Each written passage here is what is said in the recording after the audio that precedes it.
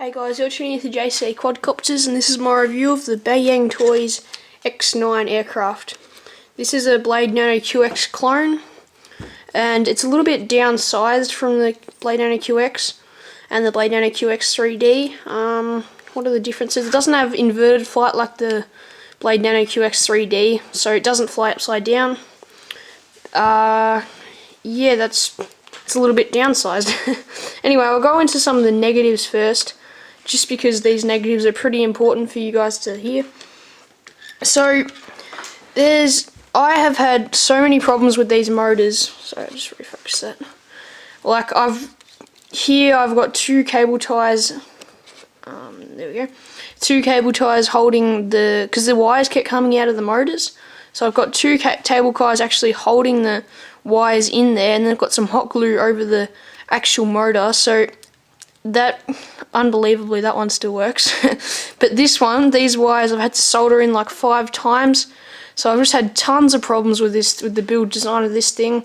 I don't think it's a very well like crafted. It's not very strong. Not like the plastic's not great for crashing and stuff. It wouldn't take a crash very well. So yeah, that's why I don't really recommend it to beginners. But the flight characteristics about it are just so stable. It has pretty good pace on it when you get into the third rates. There's 3 rates, 25%, 50% and 100%. And when you get into the third rate, you're really flying quite fast. And the yaw rate suits the pitch as well. So when I was actually flying this, I did get a lot of flights out of this. It was actually one of my favourite quadcopters at the time, but then when all these problems started to occur after about 2 weeks of having it, like I just knew that this wasn't very well crafted. It just feels quite cheap, and yeah, that's why I don't recommend it to beginners. Also, another reason why I don't recommend it to beginners is because you can't buy spare parts. Like on GearBest, you can't buy any spare parts for this apart from spare blades. Like you can't buy spare motors or whatever. You have to find like 6mm motors, which they are. So they're not the most powerful motors either. And it only uses a 150 milliamp hour battery, which is a bit surprising since it's a micro quad. I thought they might step it up to maybe a 250, but only a 150. But that does mean that you have shorter charging times, so that's nice. I'll get the battery out here. It's quite a little stubby battery, I've found. Like the lead to it is very small. Sorry, that's having trouble focusing. There we go. So it's 250 milliamp, 20C battery, 3.7 volt. But yeah, this little lead here is very small compared to a normal battery. I'll get another 150 milliamp, which I had with the JJRC H8 Mini. See, that's just a normal lead, and this is that lead, so it's a lot smaller, but that doesn't really bother me very much. It does suit this quadcopter, so it's a bit harder. This battery's a little bit harder to get it into other quadcopters, like the H8 Mini, for example. But yeah, it really suits this one. And so if you buy a spare 150 milliamp hour battery, which isn't like associated with the X9, I don't think it would fit too well, since this is a little bit unique. It's a little bit stubby and smaller, but it's still 150 anyway. So we'll go into what comes in the box now. Obviously comes with the quadcopter, the 150 milliamp hour battery, which we've been into already. This little bag has a, sorry, it's really having trouble focusing, USB charging cable there, a screwdriver and 4 spare props, so it's nice to get a full set of props. And the props are pretty tough, so that's nice. They don't usually break. I've still got all 4 of mine. Comes with a user manual, which is exactly the same as the X7 user manual here, except the pictures changed, so they haven't given us exactly the same. The pictures and the names changed, but all the info in it's the same, and the info it's not great information. It's like Chinese language, a little bit. It's all English, but you can tell that Chinese people have written it, so the English isn't great. It comes with this little transmitter. Well, it's not little. It's a little scaled down a little bit smaller than the Hubsan X4. That's what I was meaning to say. Sorry. And yeah, quite a nice transmitter. I'm a pretty big fan of it. It has that's rates, so 25%, 50%, and 100% rates. And that's flips, and the flips are really nice tight flips. it'll just like, even because these prop guards aren't removable, that's another big thing. It just like rolls, it really nice flips.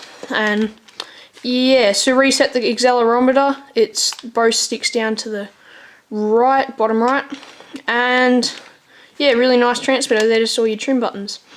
It also binds with the BayangToys X7 aircraft, so you can fly the X7 with this. So that's nice. They use exactly the same transmitter. So you can get one of these bind and fly and just fly one, only get one transmitter, save a bit of money. I'll actually plug these in and I'll show you. You can actually fly them both at once, which is pretty cool. So, and you can actually fly the H8 Mini with it as well. JJRC H8 Mini, also known as the E-Sheen, but I won't do that at the moment. Oh, refocusing. It's not auto refocusing, which is annoying at the moment. So I won't actually get them in the air since one of my motors broken, but you can actually fly them both at once with the same transmitter. So that's pretty cool. A little bit fun to do that. You can check out my review of the BayangToys X7 here. I was a big fan of it. I probably more of a fan of the X7 over the X9, just because of it's a lot tougher, it's a lot nicer built, and it just, I don't know, I just really like the X7. It's hard to beat the X7. Really nice indoor flyer. And you can see the LEDs here, they're only on the corner of the circuit board, so they don't go up onto the motors or anything. They're just on the corner of the circuit board. There's blue at the back and red at the front, so some people don't like that. It's like the JJRC JJ1000 that has blue at the back and red at the front as well. There's been some arguments on RC groups and stuff how they don't like that, but I don't really mind. I was able, when I was flying this, which I did get a lot of flights out of, by the way, so I know a lot about this. So yeah, it didn't break straight away. After about 2 weeks of flying, it broke. The motor started to play up. But yeah, these prop guards I'm not a huge fan of. They're really flimsy prop guards, and you get like absolutely no clearance from the prop guards to the blades. So if you hit a wall, and since they're really flimsy, like, I'm not putting much pressure on that, and that's pushing in. And that's pushing in enough actually to interfere the prop, and the prop's not going to chop through it, it's just going to stay there. So if you hit a wall or something, and you hit one of like right onto the middle, I think if you hit the side it won't do as bad, but if you hit in the middle, you're going to stuff up your flight. It's just going to go everywhere. So not really well designed prop guards, and also the roof clearance isn't greatly high. It's a little bit higher than the prop, but it doesn't mean you can do ceiling fans or any of that, so there's not much roof clearance either. I don't know why they've designed it like that. It's a little bit weird.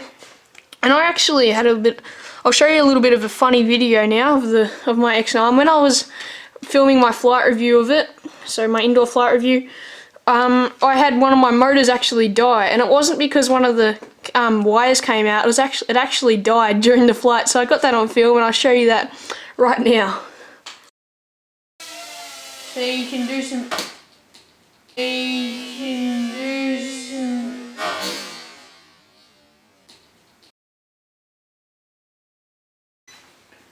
Welcome to my indoor flight review of the BayangToys X9 aircraft. So I'll just trim this out now. That's pretty. So as always, I'll start off with a hands-off hover. See,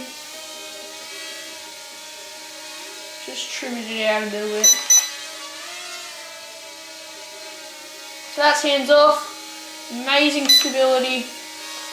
It's just so good at a hover, like amazing. If you want it to go a place, it'll stay there. So this is the first rate. It's pretty unflyable indoors. It's trying to do full rotation there. Sorry, that probably didn't come on camera. So there's a full rotation in the first rate yaw, but yeah. It's not great. Second rate gets faster. It's becoming flyable now. I think my prop's hitting the prop guard, which is making it wobble. Anyway, So you can do some